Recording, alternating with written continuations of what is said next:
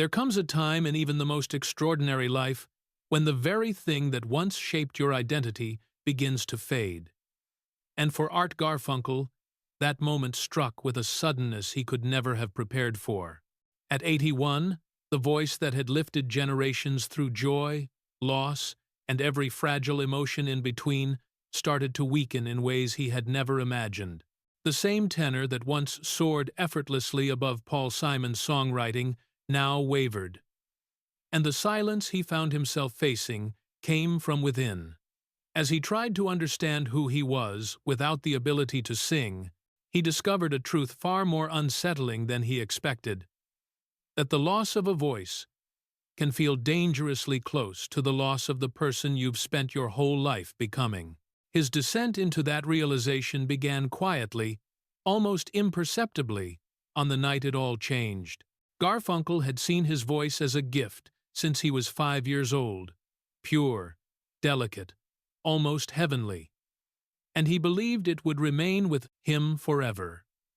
Long before anyone had heard of Simon and Garfunkel, long before The Sound of Silence and Bridge Over Troubled Water circled the globe, singing was the center of his world.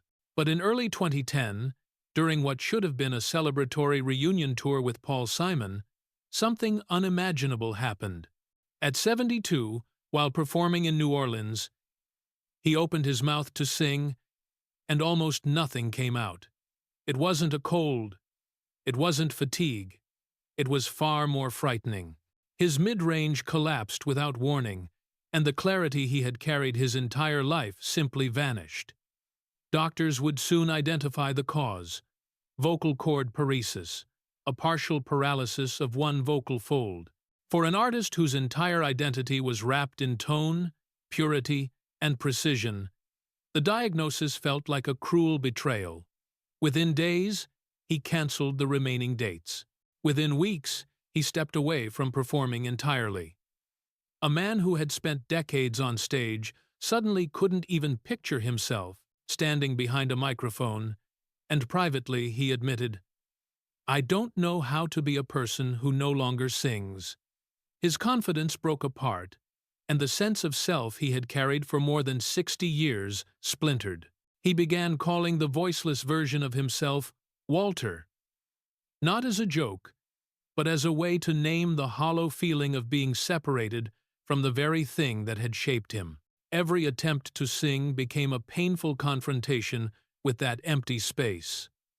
Even routine sound checks left him shaken as he listened to the rough, uneven rasp that had replaced his once angelic tone. He feared letting people down, feared their sympathy, feared the questions about a comeback he wasn't sure he could make. Yet somehow, he still held on.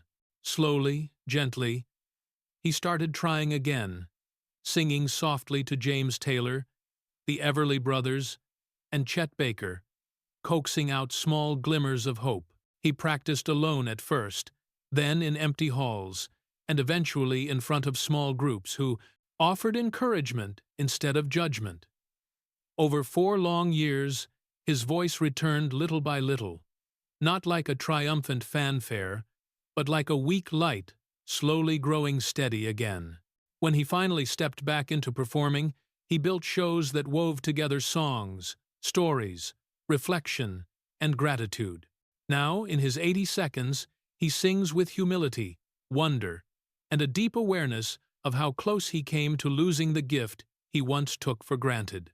His journey from that first terrifying collapse to his quiet, determined recovery reminds us how fragile a blessing can be, and how fierce the human spirit becomes when fighting to reclaim what matters most.